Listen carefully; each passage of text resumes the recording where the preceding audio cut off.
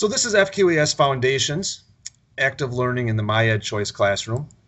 This is standard 11 of competency 4. So competency 4 is teaching methods, and standard 11 is implement evidence-based instructional strategies.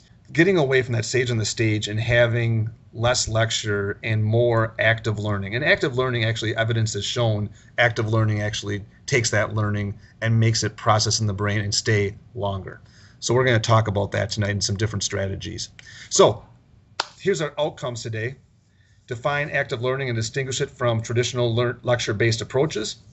Identify evidence-based active learning strategies to engage students, and consider how active learning strategies can be utilized in all modalities. So this is one way that we could do active learning, and I'm doing it just to kind of check the pulse of the room here. One of the strategies that you could use that within your class, you could have a question that you're talking about, and then you could have the students walking through a Canva like this, and this is a whole different situation or discussion. We can show you how to do this, but you could have that question up there and then have them answered on the poll to see where they are with the learning.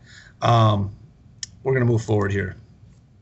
So I kind of hit some of these things here up early, but the definition of active learning, active learning is where we shift students from just being passive listeners to like a lecture, to have them be purposeful in engaging through strategies like thinking skills, reflecting, discussing, investigating, and creating. So getting away from that sit and get that we were talking about and moving more to practical skills. You guys are all doing practice. This is a technical college, right? A lot of our classes are all about practical, real-world, authentic skills that they're going to do out in the real world. Solving problems, wrestling with complex questions, making decisions, problem solving, and finding solutions, and explaining thinking at the end of all that stuff, reflecting and explaining that thinking in writing or discussion. And you're going to see I a lot of times walk away from discussion boards because I think those are places where people don't tend to give their whole selves. And I tend to use journals or have students email me, and we'll go through some of those things. But by using this active learning, we're able to have those discussions in class, have those discussions in journals, and really get timely feedback. If a student's working on a diesel engine and Steve's walking by and he sees something, he can say, you know, you're doing a really good job in this, but what I really want you to aim at is this right here. That's what the goal is. When you're doing this skill, you're starting off good, but I need you to get to this, and this is what this is going to look like. That student's going to have immediate feedback through that active learning there. Or if they ask a question within a journal, Steve can really quickly, within a 24-hour period, go into that journal, read, and say, you know, I think you're onto something, but maybe you got to think this way. And they get really good feedback. But that could also be feedback from fellow students. Okay, so if they're working on a case study in a group, those fellow students might say, yeah, I get what you're saying, but maybe you want to look at it this way. So just a thing to think about as we start to define and use active learning. Here's a little short video. One thing I really enjoyed was the polling questions. It's more of like a time for interaction. You get to sort of develop your thoughts more rather than just sitting there and passively taking the class. I think when you're talking to other people, you're getting ideas that you wouldn't have had naturally. A lot of my other STEM classes is kind of like, here's the information, study it, take the test. This one, it was very different. It was work with your teammates, work through it, do these practice problems. If you have any questions, please feel free to email me. When you're talking to somebody, if you don't understand it, either they'll help you or you'll remember that you didn't understand it, and then you'll go back and be like, oh, during this activity I had no idea what was going on. I have to know it. So I think it also kind of creates that like sense of like urgency, and you understand what you don't understand. Class time was dedicated to working with the people sitting at my table, checking in with the professor, checking in with TAs, stopping in the middle of class to share our answers with the rest of the class and kind of going forward. I took introductory field biology when I was a sophomore, and this class was the epitome of hands-on learning and a very transformative experience. I know not only for myself, but many of my friends and fellow classmates, essentially everything we do is really driven by the students, and we're able to collect our own data and do hands-on work, which is truly incredible, and I had never had the experience to do that before. I did feel more like a real scientist. Frustratingly, I felt more like a real scientist just because in all my physics courses, we're learning about the physics that other people have done, but this is the first time where I was able to look at something and say, I want to know how that works, and solve it myself. That's how we get stuff like the Higgs boson and cool new discoveries. You know, people pushing the boundary by not knowing, but wanting to know. So much learning is theoretical, and you learn, the concepts behind things, and that's good too. But it's really important to see, how does this apply in real life? What does it actually mean? What does it look like when I'm carrying it out? I quickly became friends with the people in that table. We would do the homeworks together, we would go to office hours together, we would coordinate times when all of us could go at the same time. It forces you to make friends and talk to people in the class. So when you are trying to study, you already have that kind of safety net of being able to talk to people about it, and you feel more comfortable asking questions. You can put your sort of abstract thoughts into a more concrete space, and then when you share that with other students, you sort of get this feedback that helps inform your own thoughts. The group portion really made it more about how you could kind of perfect what you were doing, what the best solutions were. Interestingly, it took some of the pressure off, because as soon as you talked it through, you'd have a really good understanding of what you did right, what you did wrong, how you could avoid mistakes in the future, and it wasn't so much about the grades or the points. Active learning methods that are employed by professors help students better understand the material and not just learn it to learn it. There's application and collaboration and true interest in what a student is learning when they're under that active learning mindset.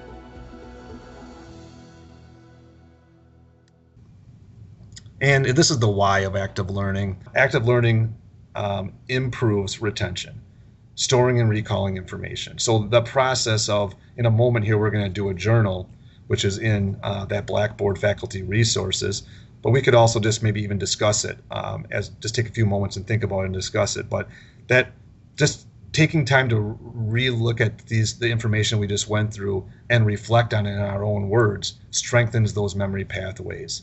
Having you explain ideas, like going through a journal, explaining what you learned, or explaining it to a peer through a different technique, deepens that encoding.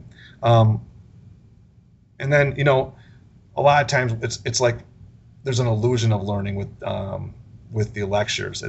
But it's so passive. So if you look here at this nice graphic on the right here, we got 50% of what you see and hear you can remember. So think about that. Do you want, when you're lecturing, your students to only learn 50%? The beautiful thing about today is we can record them, right? I wish I could do math in 2026 compared to 1992.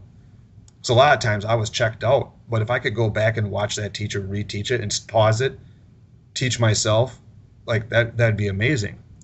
But look at this, 70% of what you say and write, so that explaining or journaling about what you learned, you can remember, and 90% of what you do. So when students are in labs in Adam's class, when they're in the clinic in Betty's class, when they're out there working on a diesel motor in Steve's class, and they're going through that process and getting quick feedback from their instructor or fellow students, that learning just continues to accelerate. And we want them to transfer. So we get over here, we want them to take the content that we have and be able to transfer it to the industry that they're going to go into potentially, or different industries. We want the content to be able to be practiced so that it mimics what's really out there. And we'll talk about case studies later. But we also want to consider equity.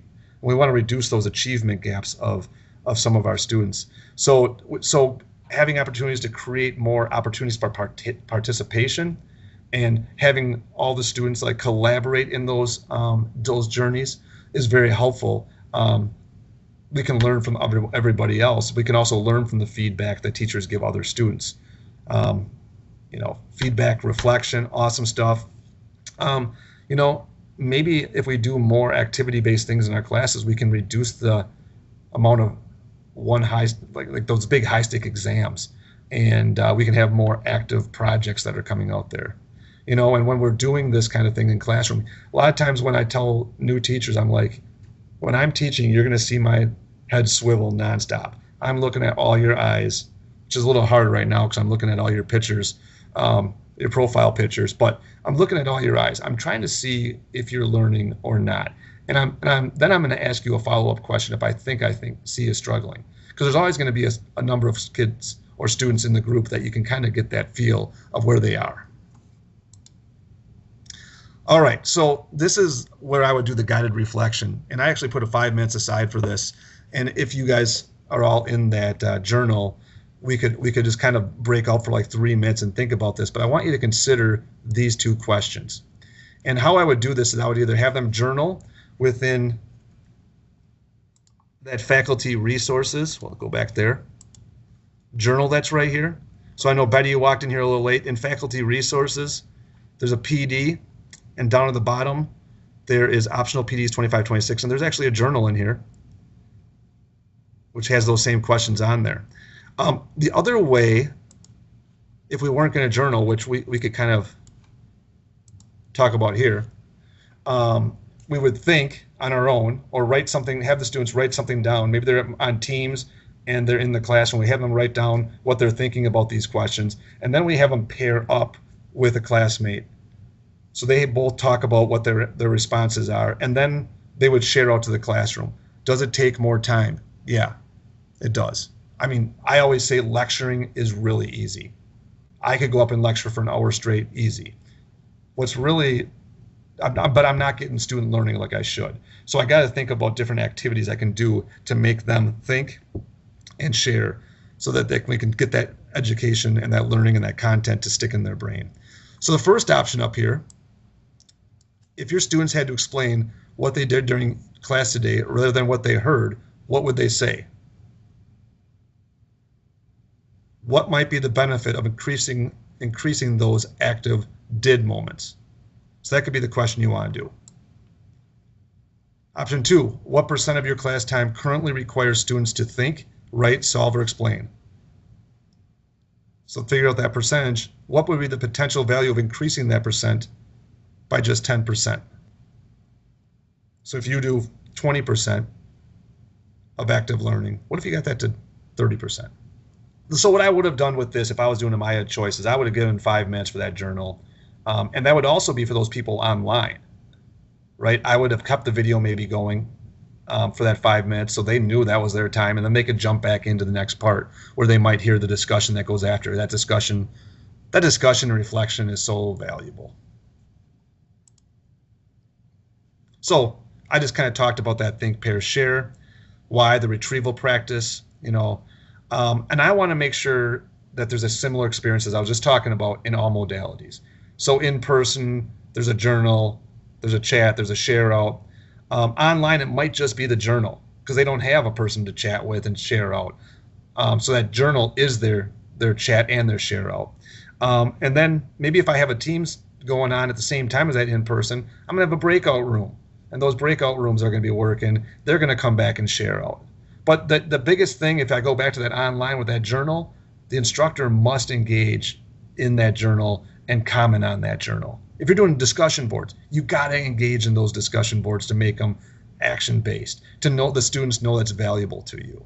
Okay, and you might have to step back, just like you need to show students where feedback is in the grade book. Because if you give feedback back in Blackboard, but you don't tell the students where it's at or they don't know how to find it, it's not worthwhile. So you might have to go in and take a tour during class and say, hey, if you go back into your journal, you can see the comments that happened after you sent them. I want to make sure you got that feedback because I think it's valuable learning. And let me just say this too, the journals, they could be worth 0 points or they could be worth a few points. They don't have to be these make up for a major exam, but they should be something that's a formative thing where you can see growth and you can then, if you need to, change teaching that occurs in the future. So when we started here, I kind of showed you a poll. That's one way we could do some of the things, but I want to talk about some different low stakes retrievals here to strengthen learning. The first one is knowledge checks. Now, for example, I showed a video a few moments ago. If that video was online, I don't know that I would leave it just as a video. I would likely have some kind of knowledge check at it after it. So in Blackboard, if I go into this here, this document that's about today's topic, you're going to see that I put at the top of here the presentation so the student can walk through it. You guys could walk through and do the poll and such if you'd like to. I also, to make it accessible, I have a PDF of this presentation. Yep, I know, all about accommodations. Getting ready for April 24th. But what I have is eventually I'm going to put a video right here, and I have a knowledge check right after it. I don't think I'm ever going to put a video in an online course and have nothing to check, or the students to check that there was some kind of worth in it. I'm not going to show a video without having some kind of checking for understanding. So I have a knowledge check here. When I throw the video in there, that'll all work out. And it's really cool when you make these knowledge checks. If I click on this, edit, they're really easy to make.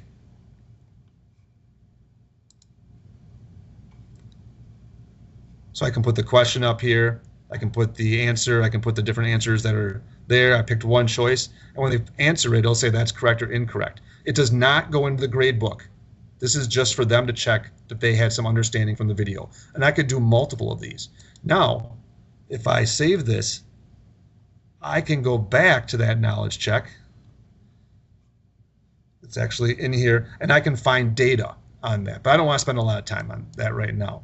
But if I had a video and I wanted to reward students with points for watching the video, I could put a quiz in the document right after it, and I could do the same thing. So you could just make a Blackboard quiz with that in mind. You know, all modalities could use videos. Maybe I have a poll, what changed your mind? And depending on what the topic is. Lots of times, though, I continually talk about this, like I like exit slips or entry slips. And I'll either have a journal or I'll have the students email me. And so students are getting ready to leave. It's the last 5 minutes of class. Hey, what are 3 things that you learned today that you're going to carry forward to the next class? Or what's a muddy point? What confused you that I need to come back to next time? And I need to make sure I emphasize that you know before we move forward. And that's called an exit slip. And the other way I could do is I could come as soon as they're walking into the next class. I want them to retrieve that information.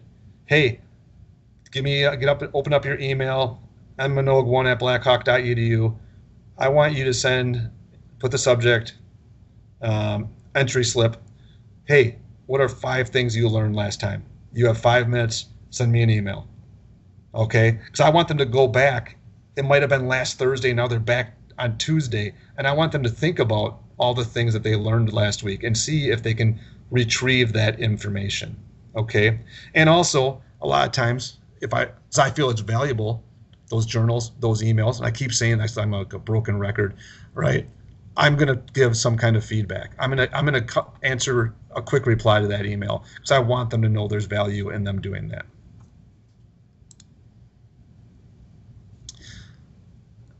Now, I'm not always going to look at reflection type active learning. There's going to be the types of learning that is work-based that you guys are preparing your students for, hands-on. But I want to both increase the motivation but also transfer in that and add that relevance. So some of those micro tasks that could be in there, they may be 15 minutes, they could be 45 minutes, an hour. It could be a case study analysis. I love case studies when I taught financial literacy at the K-12 level. Here's an example of what happened to a person. What would you do differently? Well, that also goes into review a flawed example, right? Maybe we went and looked at someone's credit report and they would review it as a group. They'd talk it over. They'd come back with how they could fix that credit. Like, those are real world examples. So micro tasks are fabulous because you're transferring the learning that's happened. You're making it relevant to their lives and their futures. But also, I always found that students were more engaged and the motivation was higher. The other one up there is applying concept to real scenarios, and that could be, all of those could be individual or group. So the thing about this, though, and I did put all modalities could submit an assignment or journal. If you're in person and teams, maybe there's a discussion at the end, which there should be. There's always got to be something of reflection. For me, online, we'll probably have follow-up questions in Blackboard, but there's always going to be something to check the understanding. Now, if you're going to make case studies, you're going to make flawed examples. If a student can Google the answer, if you can Google the answer, you better redesign the task. and make things something very authentic that they're going to have a challenge and not be easy. And if you're concerned about AI, you got to think about how you're going to set the culture of AI within your classroom. That's going to be a whole nother topic for a different day, but we're working on in our team right now a presentation for teaching people to set that topic, like having images in your assignments that say whether it's an AI okay or AI not kind of assignment, and what the limitations are, what you can do with AI and those things. So that's a future day, future time. All right. Another thing that I wanted to show you here as we're wrapping up here in the next few minutes is Padlet. And I know Padlet's been around for a while. Padlet's another way to do a discussion board. And so I have the Padlet right here. This is another good way that you could have your students respond. You could use this in all modalities.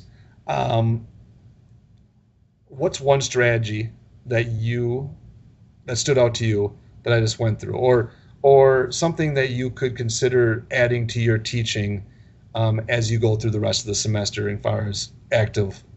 So I put an example in there, and just so you know, on the bottom right over here, there is a yellow plus sign. That's how you begin to add your Padlet.